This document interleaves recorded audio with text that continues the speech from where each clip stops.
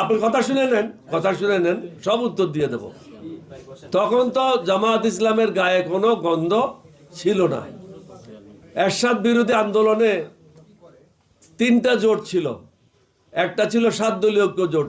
প্রথম যখন গঠিত হয়, এটা চেয়ারম্যান ছিলাম আমি 7 দলীয় ঐক্য জোটের।